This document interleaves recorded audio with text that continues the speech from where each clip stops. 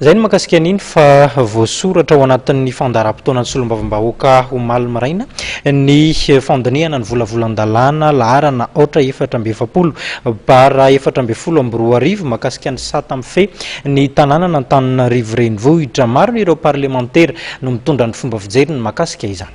Raha ny voasoratra ao anatin'ny volavolan-dalàna laharana aotra 420 tsipika 420 momba ny sata manoka ny tanànana Antananarivo dia tanàna 9 ny boribory-tanina Antananarivo renivohitra. Anisan'ny tafiditra ao anatin'izany ny tanàna manodidina Antananarivo: Andoharanofotsy, Andranonahôtra, Akatikely, Antsahasoa, Antanitronkomby, Ambohibao, Anosimasina, Ivato, Ambohipotsy ary Tanjombato. Tsy tokony atao akamiana ny fandiniana amin'ny volavolan-dalàna momba ny sata manoka ny tanàna Antananarivo araka ny fijerin'ny solombavambahoaka MMM Mila Vonjy Andreas Philobert sy ny solombavambahoaka TIM Rajonson Mamy. Ilaina ny fiainoana sy fandraisana amin'ny fiampony eto an-drenivohitra hoy izy mikasika ny sata hitantanana ny tanàna Antananarivo. Zavatra rehetra manko dia tarafana ihany izay natao teo aloha satria raha nanao an'iny proposition de loi ministèren'ny intérieur sy ny décentralisation tao voalohany dia nanao an'iny concertation nationale teny Vato iny. Izany hoe zany naka ny hevitry ny pirenena mba hoentina zany hanao an'izay proposition de loi zay.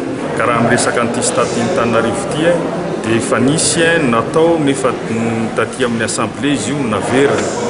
Ka ho ahy manokana dia tokony hoentina eo anatrehan'ny vahoaka Antananarivo koa mba misy karazana hoe fakana ny hevitry ny olona voakasiky izany alohany hanolorana an'izany aty amin'ny anteny mera-pirenena mba tsy hoe ny solombavambahoaka zany no anilihana an'ilay izy amin'izay mety ho fanapahan-kevitra iseho na iseho. Tsy ekena kosa hoy ny solombavambahoaka voafito amin'ny boribory-tany fahatelo ny fanaovana amboletra ny fandiniana izany. Izy ity zany misy zavatra kely mahatsikaiky ihany ny ataony eo amin'ny mpanatanteraka satria dia amboletra ohatrany tsy dia tena fitondrana raharaham-panjakana loatra ny fomba ataony. Hatramin'izao mbola tsy eto am-pelatananay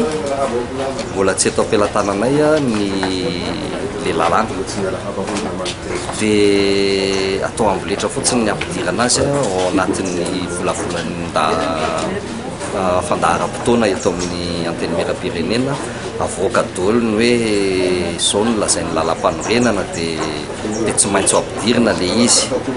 Dia ny fanapahan-kevitra moa ilay izy na ho ampidirina ary tsy maintsy misy ny pitsopitsony tsy maintsy arahana atao amin'ny anteny mera-pirenena, tsy maintsy mandalo amin'ny fivorian'ny droit maharitra aloha dia mandalo amin'ny fivorian'ny filohamboamiera maharitra rehetra dia zay vao tapahana eo anivon'ny fivoriam-be ny en séance plénière ny volavolan'ny fandaharam-potoana.